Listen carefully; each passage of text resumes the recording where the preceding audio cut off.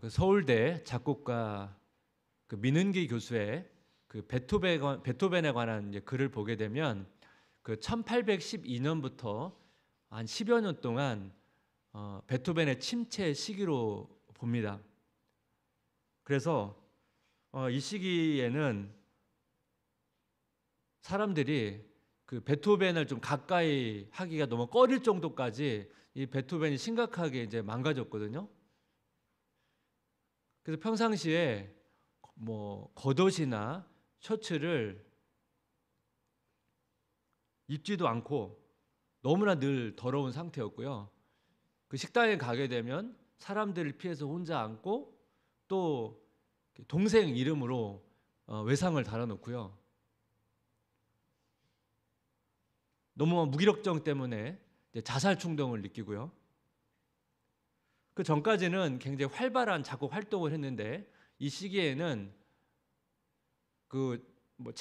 활발한 그런 작곡 활동을 거의 하지 못합니다. 그래서 예전에 이제 만들어 놓았던 작품을 또 아니면 어떤 행사에서 필요한 가벼운 음악 정도를 겨우 이제 완성을 했다는 것입니다. 그럼 왜 베토벤이 이렇게 침체에 빠지게 되었을까? 여러 가지 이제 원인들이 있는데요. 그 당시 이제 낭만주의 음악이 이제 이렇게 뜨면서 기존에 해왔던 그 음악이 좀 인기가 점점 떨어지고 있었습니다. 그렇다 보니까 베토벤은 자신의 어떤 음악적인 한계를 느끼고 있었습니다. 그리고 이때 연인과도 헤어졌고 또 그 조카 양육권 때문에 그 집안 안에서 갈등도 있었습니다. 그러니까 여러 가지 이제 상황이 맞물리면서 베토벤이 이제 침체를 겪게 됩니다. 사실 우리도 침체를 이제 겪는데요. 현대인들이 이제 침체를 겪는 여러 가지 이제 원인들을 보게 되면 베토벤처럼 이런 개인적인 어려움도 있고 똑같이 이제 시대의 변화 속에서 자기가 거기에 따라가지 못하는 것에 대한 어떤 무기력감, 또 어떤 번아웃, 또 권태감, 외로움 등 여러 가지 이유로 이제 침체를 겪게 됩니다. 또 침체의 시기도 마찬가지예요. 뭐 짧게 지나가기도 하지만 베토벤처럼 막 10년 동안 지속되기도 하고 사실은 몇십 년 동안 계속되는 경우도 있습니다. 오늘 이 시간에는 영적 침체를 다룰 거거든요. 이 영적 침체는 제가 앞에서 말씀드렸던 그 여러 가지 침체의 원인들로 인해서 뭐 영향을 받아서 영적 침체가 오기도 하지만 일반적인 침체와는 조금 다릅니다. 그래서 야곱을 통해서 좀 영적 침체에 대해서 좀 나누기를 원하는데요. 먼저 좀 질문을 가지고 시작을 하기를 원하는데 무엇이 영적 침체에 빠지게 하는가? 타협하는 삶이라는 거예요. 타협하는 삶. 우리가 지난 말씀을 통해서 살펴보면 야곱이 이제 고향에 돌아와서 세겜에 정착하게 됩니다. 근데 야곱은 고향에 돌아오게 되면 베델에서 자기가 예배를 드리겠다고 하나님께 약속을 했는데 그 약속을 지키지 않습니다. 베델이 굉장히 먼 거리도 아니었는데요. 야곱은 베델이 아닌 이 세겜에서 예배를 드리게 됩니다. 야곱의 생각을 우리가 다 알지는 못하지만 뭐 장소가 뭐가 중요해? 뭐 여기서 예배 드리면 되지. 아마 이런 생각을 하지 않았을까 생각을 합니다. 이 야곱의 어떤 타협이 이 결과적으로는 큰 문제를 일으킵니다. 타협이 또 다른 타협을 만들고 결과적으로 이제 하나님과 점점 멀어져 가면서 또 심각한 문제를 좀 일으키게 되는데요. 야곱이 세겜에 정착한 이후에 어떤 삶을 살았는지 사실 성경은 자세히 나와 있지가 않습니다. 그런데 이 계속된 타협의 삶을 살았다는 것을 결과적으로 보여줍니다. 오늘 본문을 보면 그 결과 중에 하나가 뭐냐면 창세기 34장 1절입니다. 레아가 야곱에게 낳은 딸 디나가 그 땅의 딸들을 보러 나갔더니 야곱의 딸 디나가 그 당시 가나안 민족의 사람들과 어울렸다는 거예요. 하나님의 선택을 받은 아브라함의 그 자손들은 그 신앙의 순수성을 지키기 위해서 이 가나안 민족과 거리를 두었습니다. 우리가 잘 아는 것처럼 야곱이 형 에서의 축복권을 빼앗고 형이 이제 죽이려고 하니까 그 엄마 리브가가 야곱을 보호하기 위해서 남편 이삭을 설득하는 내용을 보십시오. 창세기 27장 46절 세 번역인데 리브가가 이삭에게 말하였다. 나는 햇사람의 딸들 때문에 사는 게 아주 넌더리가 납니다. 야곱이 이 땅에 사는 사람들의 딸들 곧 햇사람의 딸들 가운데서 아내를 맞아들인다고 하면 내가 살아있다고는 하지만 나에게 무슨 사는 재미가 있겠습니까? 무슨 얘기예요? 야곱이 햇사람의 딸들과 결혼하지 않아야 된다는 주장을 하잖아요. 그러니까 이삭의 가족이 신앙을 위해서 어떤 그 선택된 민족의 어떤 순수성을 지키기 위해서 이 가나안 민족과 거리감을 유지해야 된다는 얘기를 지금 하고 있거든요. 근데 여러분 오늘 본문을 보게 되면 야곱은 어머니 리브가의 같은 모습이 없다는 거예요. 사실 디나의 나이를 우리가 정확히는 알지는 못하지만 고대 시대는 한 16살 정도면 이제 결혼을 할 수 있거든요. 그래서 이 본문에 등장한 디나의 나이를 추정해 보면 충분히 결혼할 수 있는 나이쯤이라고 보통 판정을 합니다. 그러니까 지금 결혼의 전령기가 됐는데 얼마나 되게 중요합니까? 그런데 그 가나안 민족의 사람들과 만나는 것에 대해서 야곱이 아무런 터치를 하지 않는다는 것이에요. 그러니까 이 사실을 보게 되면 야곱이 굉장히 타협을 하고 있는 삶들을 하고 있다는 것을 우리는 간접적으로 볼 수 있다는 것입니다. 사실 이 시대의 관점에서 보면 디나가 그냥 그 안 믿는 사람을 만나는 게 무슨 그렇게 큰 문제인가? 사실 오늘날 관점에서 보면 사실은 조금 너무 지나치다고 생각할 수 있겠지만 여러분 구약의 시대를 보게 되면 좀 다릅니다. 왜냐하면 구약은 하나님께서 선택한 민족을 통해서 하나님의 구원 역사를 이루어가고 또 예수님까지 연결되는 그 과정에 있어서 그 하나님 선택된 민족의 그 뭐랄까 신앙을 지키는 게 매우 중요하거든요. 그래서 사실 오늘날의 기준과는 좀 다른 관점으로 봐야 됩니다. 창세기 6장 1절 3절 보면 사람이 땅 위에 번성하기 시작할 때 그들에게서 딸들이 나니 하나님의 아들들이 사람의 딸들의 아름다움을 보고 자기들이 좋아하는 모든 여자를 아내로 삼는지라. 여호와께서 이르시되 나의 영이 영원히 사람과 함께하지 아니하리니 이는 그들이 육신이 됨이라.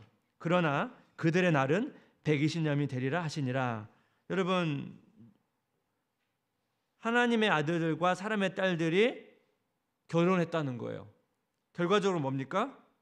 하나님의 선택된 사람들이 선택받은 사람들과 만남을 이루었는데 그걸 하나님이 기뻐하지 않았고 결과적으로 이후에 노아 가족을 제외한 모든 민족이 심판을 받는 홍수 심판을 받는 결과를 봤거든요. 그러니까 지금 성경에서 이 타협을 굉장히 엄중하게 말씀하고 있다는 것을 알 수가 있다는 것입니다. 그래서 구약에서 이 신앙을 유지하는 것, 하나님의 백성으로의 정체성을 유지하는 것은 굉장히 중요한 문제였다는 것입니다. 근데 야곱이 하면 문제 해결 외에 영적으로 안주하지 않는 것입니다.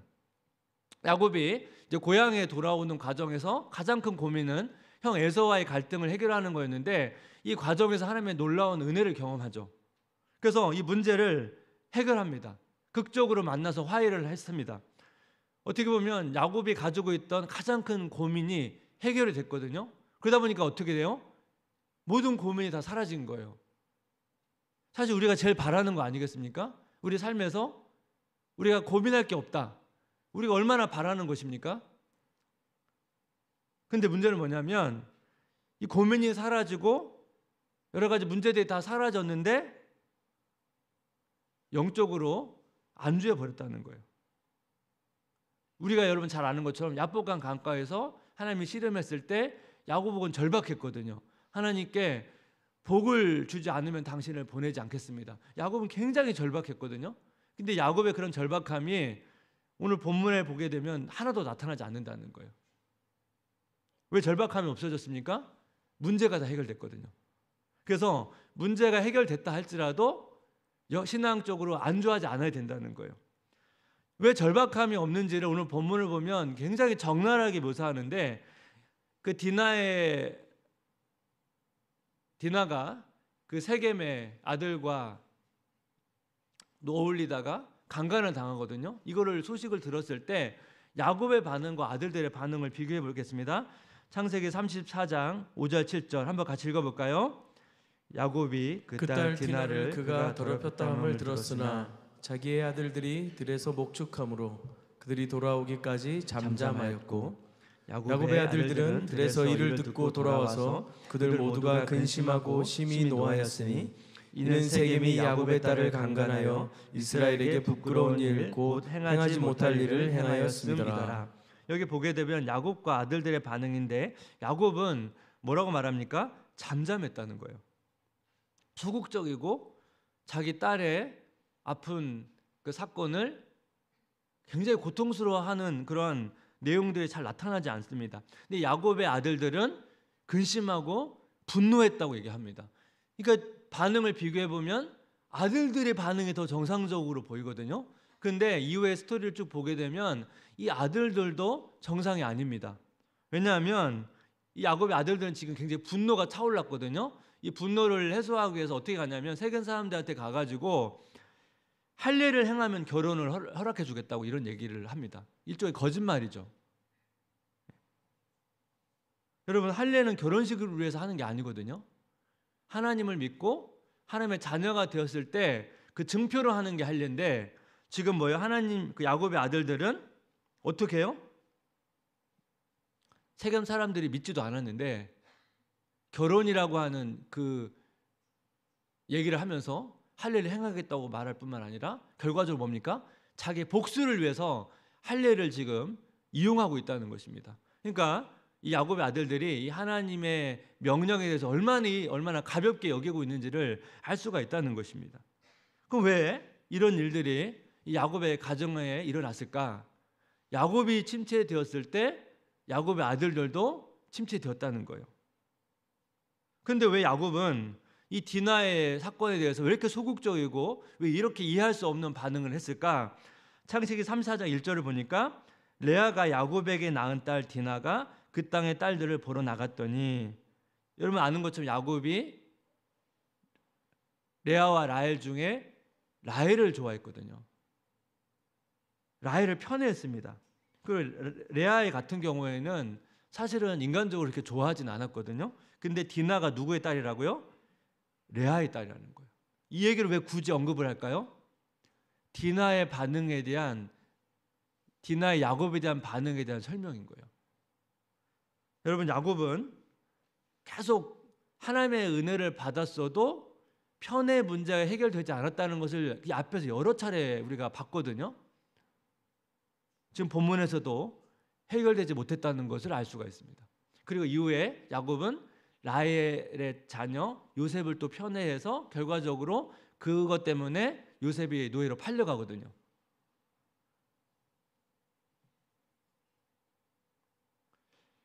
우리 모두 다 연약함이 있습니다. 야곱에게 이 편애의 문제가 연약함인 것처럼 우리 다 그 연약함이 있거든요. 그리고 이런 연약함은 한 번에 잘 해결되지가 않습니다.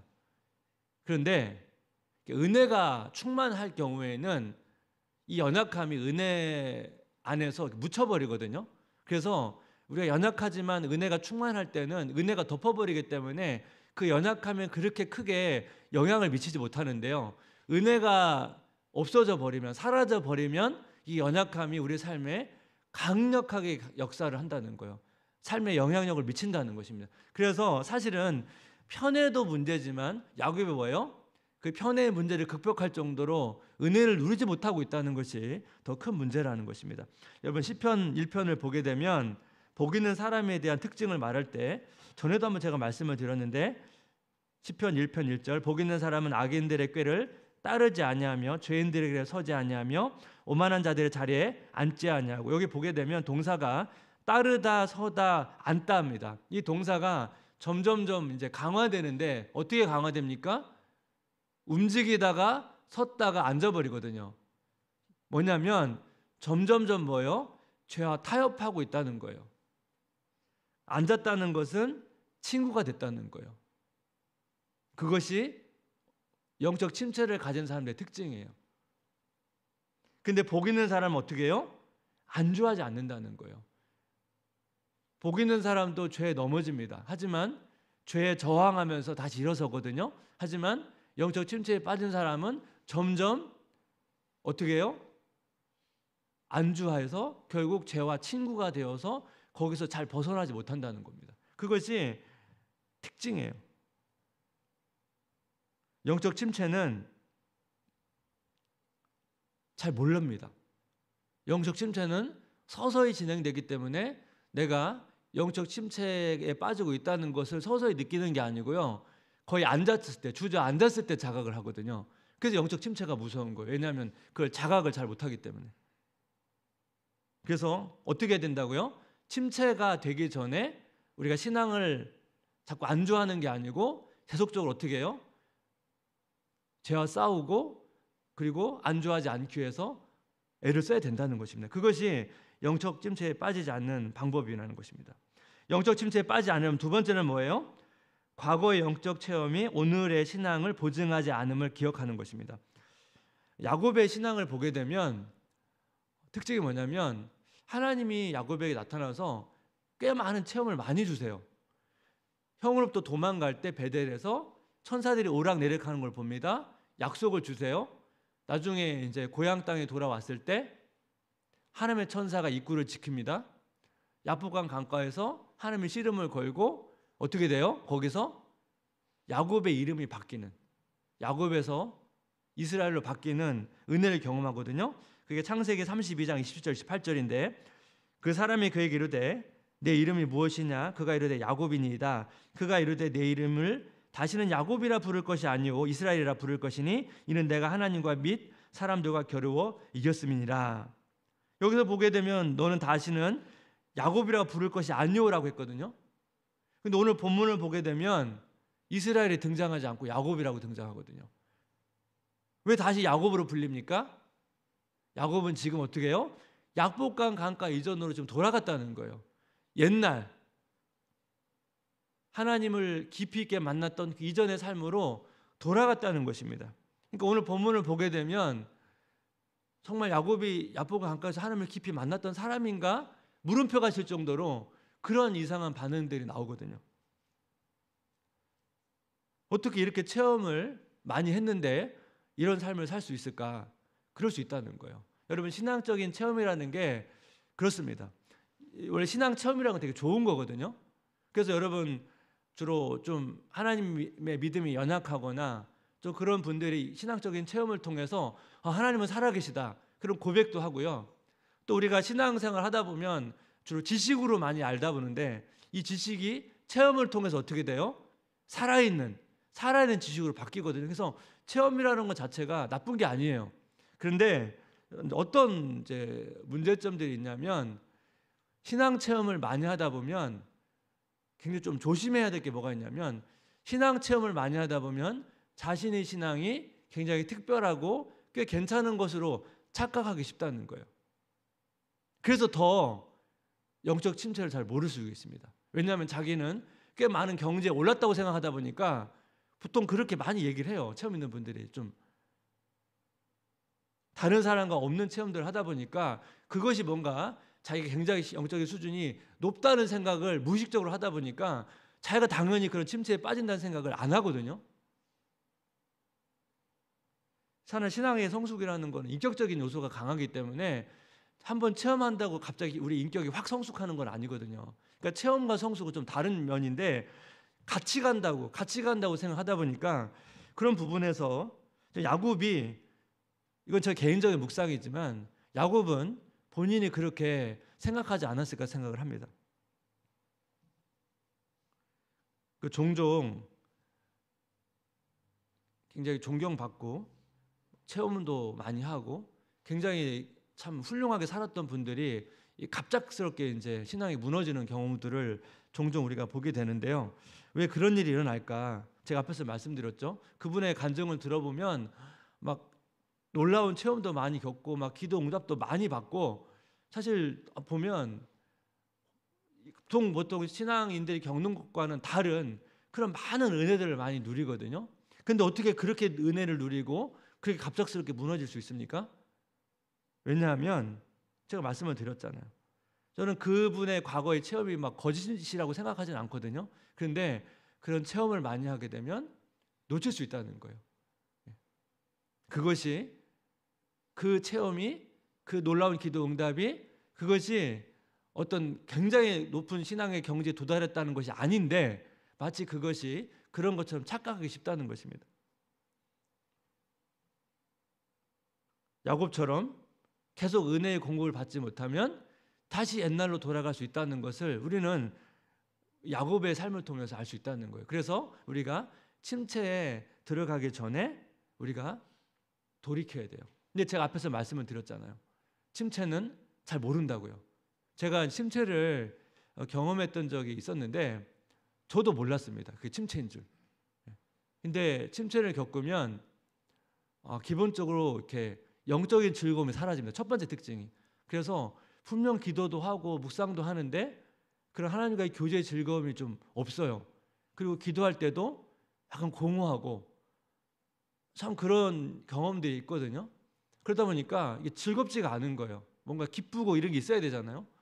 늘 즐겁지는 않더라도 뭔가 이렇게 활력이 되고 그래야 되는데 그런 게 없고 되게 답답하고 그런 것들을 겪거든요. 그때는 이미 뭐예요? 꽤 오래 진행됐다는 거예요. 제가 지난 주에도 말씀을 드렸잖아요.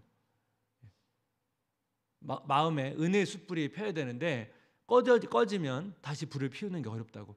그래서 저도 열심히 이제 그거를 회복하려고 애를 쓰는데요.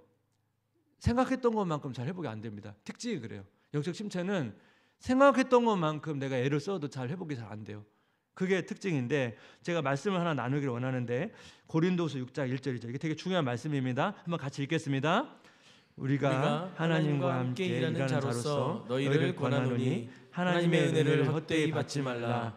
이르시되 내가 은혜 베풀 때에 너에게 듣고 구원의 날에 너를 도왔다 하셨으니 보라 지금은 은혜 받을 만한 때요 보라 지금은 구원의 날이로다. 여기 보니까 하나님의 은혜를 헛되이 받지 말라고 말하죠. 하나님의 은혜를 헛되이 받지 말라는 건 뭐냐면 그리스도께서 이루신 놀라운 은혜의 구원에 합당한 삶을 살아야 된다는 거예요. 하나님의 은혜와 상관없는 삶, 앞에서 말씀드렸던 세상과 타협하는 삶을 살지 말라는 것입니다. 그러면서 뭐라고 말합니까? 지금이 은혜 받을 만할 때라는 거예요. 지금이 뭐예요?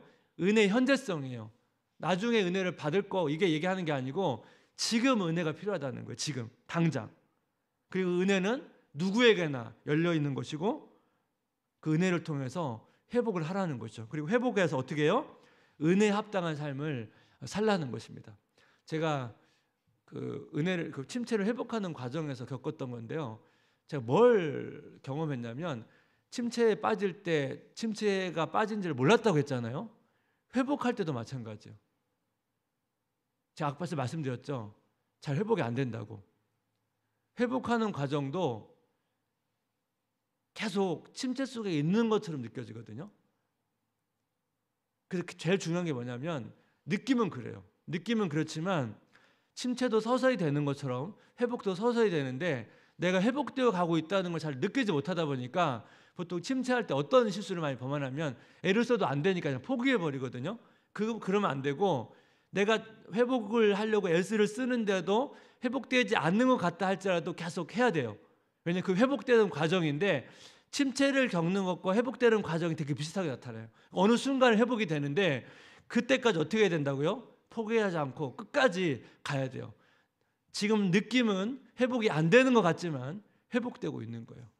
그 침체가 빠지는 거랑 침체 회복하는 과정이 좀 비슷한 차원으로 경험이 됩니다. 근데 제가 저를 볼 때 그거를 경험했는데 그래서 많은 분들이 침체에 빠지면 왜 잘 회복이 잘 안 되냐면 나름 몇 번씩 애를 쓰는데 애를 써도 잘 안 되거든요. 그러니까 주로 안 해버려요. 그러니까 어떻게 됩니까? 침체가 굉장히 장기화로 가는 경우들이 많다는 것입니다.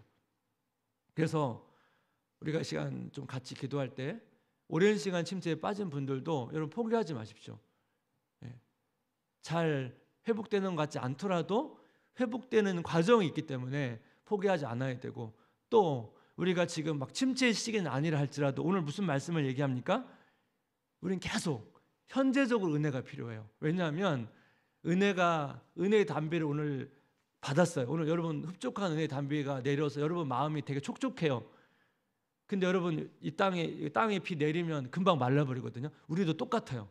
우리도 은혜 담비가 오늘 촉촉하잖아요. 금방 말라버려요. 어떻게 해야 돼요? 또 은혜가 필요해요.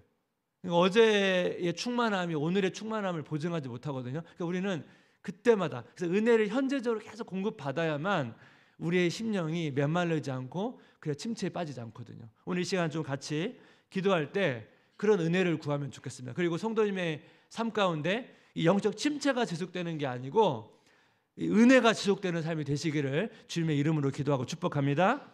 우리 같이 한번 찬양을 하면 좋겠는데요. 우리 다시 일어나 이 찬양하면서 오늘 우리 같이 은혜를 사모하면서 같이 고백하면 좋겠습니다. 나는 내 마음의 복음이 나는 내 마음의 복음이 흥했던 곳에서 다시 아버지를 만나고 주님 내 마음에 연약한 주님 내 마음의 눈물의 끝에서 눈물의 끝에서 또 나를 반겨주시네. 또 나를 반겨주시네. 작다 생각했던 그의 부르심 다시 나를 회복해 하시네. 다시 나를 회복해 하시네. 다시 일어나 주를 예배함이 내 모든 기쁨이 되리. 그의 기쁨 되어 삶의 모든 순간을 주께 다 내어드리. 다시 한번 고백할까요? 나는 내 마음의 복음이 흥했던 곳에서 다시 아버지를 만나고 주님 내 마음에 연약한 눈물의 끝에서 또 나를 반겨주시네. 작다 생각했던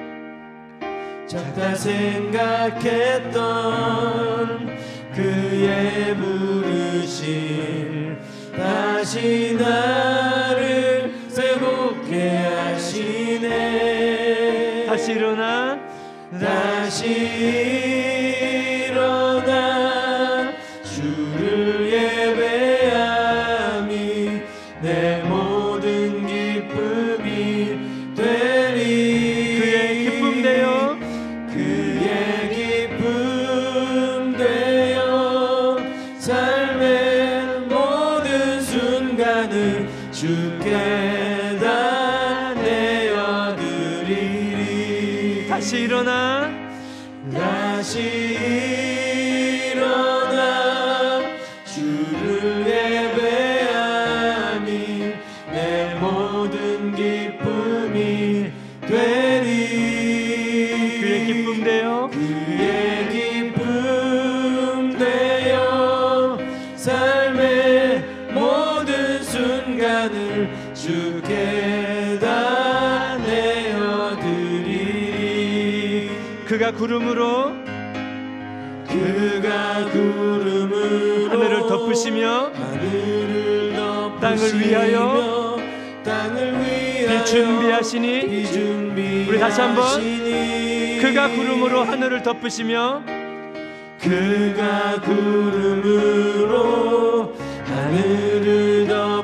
땅을 위하여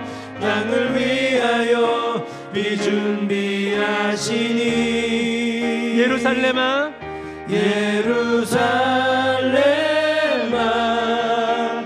여호와를 찬송할지어다 내 하나님을 감사함으로 그 앞에 나가며 주 임재 앞에 경배. 예루살렘아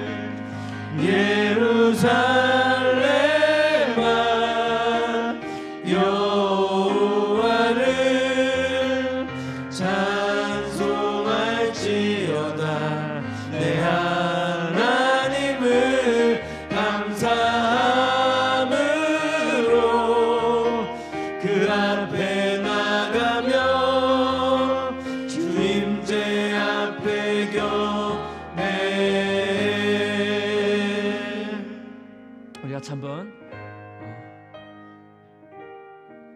우리의 마음을 돌아보고 살피면서 같이 기도하면 좋겠습니다. 제가 앞에서 말씀을 드렸죠. 영적 침체가 무섭다고요. 왜냐하면 잘 자각을 못 하거든요. 꽤 깊이 빠졌을 때 그때 내가 자각을 하고 생각했던 만큼 잘 회복이 되지 않고, 그래서 우리가 그 깊은 침체에 가기 전에 계속 점검해야 돼요. 지금 은혜가 필요합니다. 지금 우리의 내면 가운데, 여러분, 은혜의 단비가 우리의 내면 가운데 적시도록. 그리고 여러분, 그것이 오래가지 않습니다. 우리는 매일매일 은혜의 단비가 필요한 존재입니다. 그래야 우리 내면에 우리 심령이 땅이 갈라지지가 않습니다. 조금만 여러분 비가 안 오면 땅이 갈라지잖아요. 가뭄이 들고, 그럼 여러분 그 땅에는 어떠한 열매도 맺을 수가 없습니다. 우리 삶 가운데 어떤 영적 열매도 자랄 수가 없습니다. 하나님 아버지, 우리 심령 가운데 은혜의 단비가 하나님 지금 이 시간에도 필요합니다. 하나님 은혜를 부어 주시옵소서. 내 내면 가운데 정말 하나님 정말 풍성한 폭우가 쏟아지는 것 같은 은혜가 너무나 필요한 우리의 상황입니다. 그래야만 내가 살아갈 수 있고, 그래야만 아버지 내가 그 은혜를 힘입어서 내 주어진 삶을 감당할 수 있는데, 하나님 아버지 내 가운데 그런 은혜를 허락해 달라고 은혜를 간절히 사모하면서 은혜의 단비를 간절히 사모하며 같이 기도하기를 원합니다. 같이 기도하겠습니다.